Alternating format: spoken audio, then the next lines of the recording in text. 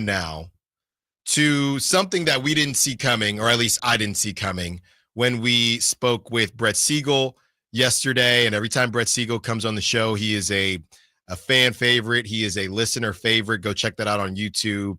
And everybody always is on pins and needles when Brett has some things to say. So Brett hopped on the show yesterday. Check that out on the Sactown Sports app as well. And he brought up a team that we were not thinking about, and I'll just say the collective we, in terms of DeMar DeRozan. And it's another team where one of your main scorers has now gone down, and you have to find a way to keep your star happy. And that team, the Milwaukee Bucks. Now, obviously, it is on record that Giannis may or may not stay in Milwaukee. A couple different decisions to make right there. And once those decisions get made, we will have that conversation. This was Brett operating with the understanding that Giannis could stay. And if he does stay, we can have that conversation about what that says about Giannis. But if he does stay, what that means for the future of the Bucks, who will be without Damian Lillard for, I would assume, the whole season. That he's going to try to come back early. They always do. This is no joke. And Dame is what, 35 years old, maybe even 36, between 34, 35, 36. Same age as Kobe Bryant. Same age as Kobe when he did it. So if Giannis says, I still want to stay, my family likes it here, we get another championship, that's cool. Let's just see what we can do. At least we're in the East. I don't want to deal with the West. I don't want to go to Brooklyn. I just saw the Speedy, who does, he is a interviewer. He does a lot of content for Complex. He showed off a $7,000 a month apartment in New York. Okay, so, and it is not what $7,000 should look like. So Giannis, even Giannis, with his kids, and he wants more kids coming as well. I don't know that I want to do the New York thing. Sure, but remember the original report was he owns property in New York. I understand that. And that's why he's going to the Nets. I understand that. So, hey, I want to stay in Milwaukee. So does that make sense? And Kyle, we went back and forth, and we kind of joked about I don't know if it's a fan favorite or someone that the fans just got very tired of. I got Fanspo open right here, Kyle. And yeah, because of Bobby Portis's player option and DeMar DeRozan and his $24.7 million, which some days looks like a lot of money, some days does not look like a lot of money, depending on who you're moving him for. Kyle, is the real path here to get Dame? Because I see two paths. The first path is Kyle Kuzma, which I don't like that path. The other path is to eat next season with Dame's contract. He's 34, by the way. Sorry, Dame. To eat Dame's contract and pay him $54 million to do nothing, no disrespect. And then next season, it's his last season, and then you get all that money off the books. If they could even pull that off. I haven't cooked up any of this, but this is all based on Brett Seagull. Kind of the one nugget that he gave us a lot of nuggets, but the one nugget that stuck out to me was DeMar DeRozan to the Bucks. Those are the only two options I'm seeing, Kyle. Am I missing something? They would have to trade Malik Monk, but other than that, it would be possible. But at that point, like you said, you're just signing Dennis Schroeder and giving up on the season. You're rebuilding, and then at that point, if Zach LaVine is still going to opt in because it's just a ton of money, but Domantas Sabonis is saying, what are we actually doing? Well, and the other tough part is like, okay, so you would only do that to get draft picks attached, right?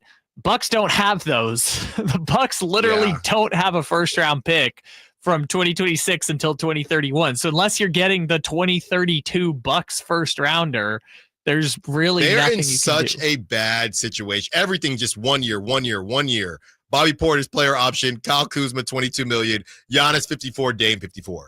Yeah. I think they're in a shady because they have Giannis. They tried, right? I think the Suns tried too. I think the Bradley Beal thing just looks really bad, but they're in a really bad spot. Not as bad as the Suns, but you could argue, well, they both have. Couldn't you make the argument that the Suns have better assets than the Bucks? They got Booker and KD. Oh yeah, I mean in that respect, I think take out the Giannis of it, because like the Giannis, that's that could reset the whole thing. You could get all your draft picks back. You could get a young player, right? You know, ignoring the Giannis aspect of it.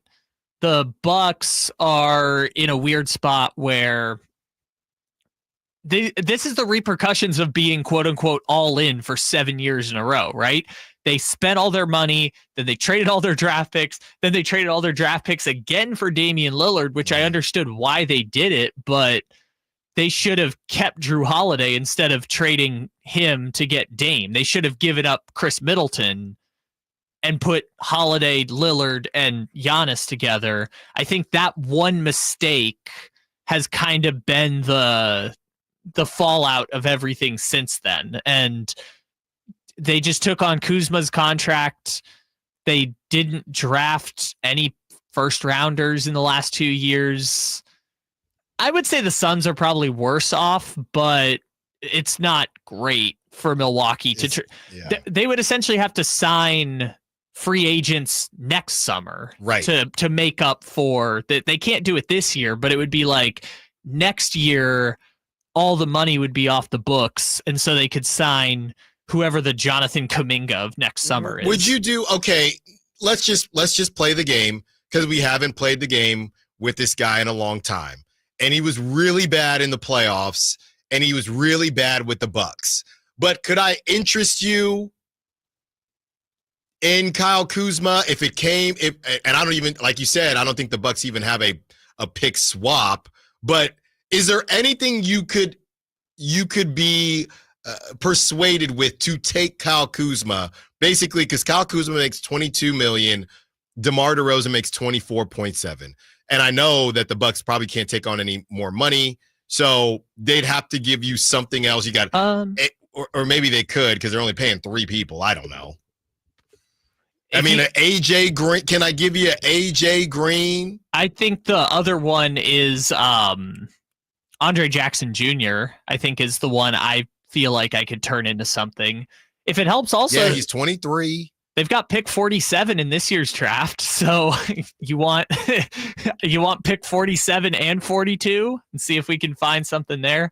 Well, DeMar for Kyle Kuzma does work straight up in Fanspo, by the way. But I think that if you're the Kings, Kyle Kuzma has just depreciated so much. Yeah, you're going to give us.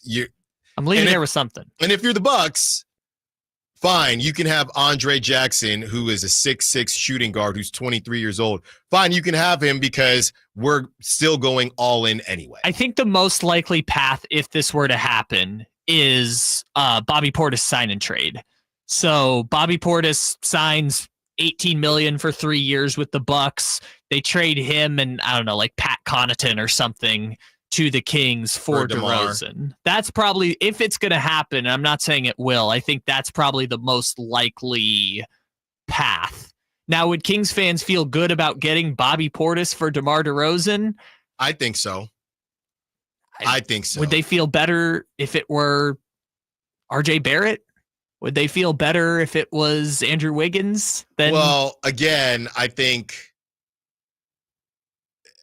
and at that point, right, I'm just looking here. If you told me going back to your boy Andre Jackson Jr., because he's 23, if you said, hey, we're gonna lose, because DeMar, you're gonna lose that score, and you got to find that somewhere anyway. If you told me, hey, the Bucks are going to trade Bobby Portis and Andre Jackson Jr., because here's the difference to your point. The reason you were probably getting Andre Jackson Jr. is because of Kuzma's depreciated value. But if you say, hey, Bucks, you're screwed, right? You're not screwed because you're keeping Giannis, but yeah, Bobby Portis and Andre Jackson for DeMar DeRozan, I think Kings fans would be ecstatic. Yeah. I don't know about ecstatic, but they'd say, I'm good. Yeah, I can work with that. I can definitely work with that. Yeah, because then you could still sign LaRavia, and then you would have LaRavia, Bobby Portis, and Jonas Valanciunas. That feels like a pretty lengthy team. Yes, and you go get number 5 on Keith Smith's list. You go get Dennis Schroeder, and you're doing what the ownership wants them to do. That's not what what all fans want them to do. Some fans want them to blow it up. Some fans would like this, but this is what we are being told. And Bobby Portis, the connection with Scott Perry from New York. This is what we're essentially being told the Kings are going to. This is a best case scenario, one of the better case scenarios if the Kings are just going to refuse to start all over. Yeah, this is just another team we can add in to the list of deals we've been creating, right? We've tried to make it John Collins, Bobby Portis, Tobias Harris, Kentavious Caldwell-Pope, RJ Barrett. You can pick Andrew Wiggins. We've been trying to find like that type of deal. Right. Milwaukee would just be another team in that mix of like, hey, we're just going to get their $15 million player and some salary filler. And now we have either length or a point guard in exchange for DeMar DeRozan. Yeah, it's like a puzzle on MTV Challenge, right? You're just trying different things, seeing what works, even though it looks like the same piece, it's slightly different. You got to look at it really closely and then, okay, maybe that one works a little bit more. When we return, we were just talking about the Suns.